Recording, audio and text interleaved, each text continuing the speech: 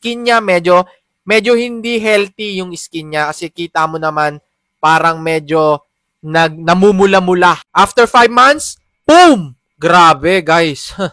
Putik. Grabe, ano? Grabe to, guys, ha? Ang lupit! Kung makikita nyo yung buhok niya, medyo nakalbo siya ng konti kasi dahil po yan sa paggamit ng steroid. Grabe rin yung sipag neto, grabing diet, grabing pag-workout, grabing disiplina sa pagkain. Okay? Bago mo ma-achieve yung ganyan. Hindi po magic ang steroid. Haring Bangis, ano masasabi mo sa transformation neto? 5 months lang. Ayan. So, makikita natin yon, mataba, wala masyadong muscle, medyo chubby-chubby.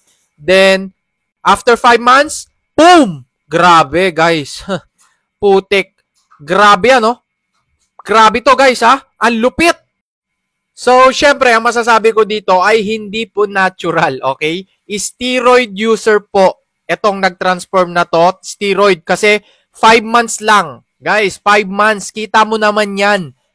Shred na shred. Mas malaki pa yung katawan sa akin nito eh. Ako, 10 years na ako nagbubuhat eh. Ito, 5 months. Tingnan mo naman. From zero to hero. Grabe, di ba? So, ayan guys, ang nagagawa ng steroid. Pero, malaki po ang risk. Okay? Kung makikita nyo yung mga nagkaroon po siya ng mga stretch mark, tapos yung skin niya, medyo hindi healthy yung skin niya. Kasi kita mo naman, parang medyo namumula-mula. Okay? Wala siya masyadong tigyawat, pero hindi natin alam, baka sa likod meron. Tapos kung makikita nyo yung buhok niya, medyo nakalbo siya ng konti kasi dahil po yan sa paggamit ng steroid. Okay?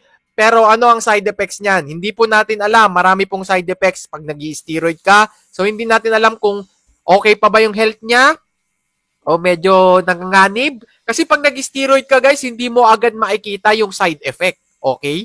Matagal mo makikita yan. Pag medyo nagkakaedad ka na, doon mo makikita yan. At saka ito, 5 months, grabe to, guys. Pero ang masasabi ko, hindi ganun kadali, ha. Baka akala nyo, porket nag-steroid ka, 5 months. Meron din consistency yan sa pagda-diet niya and sa pag-workout.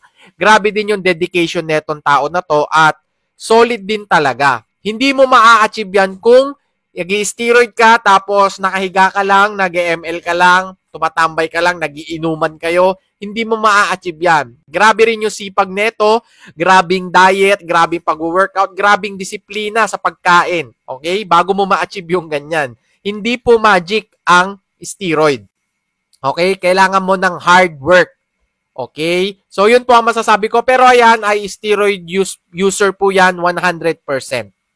Yeah, let's go!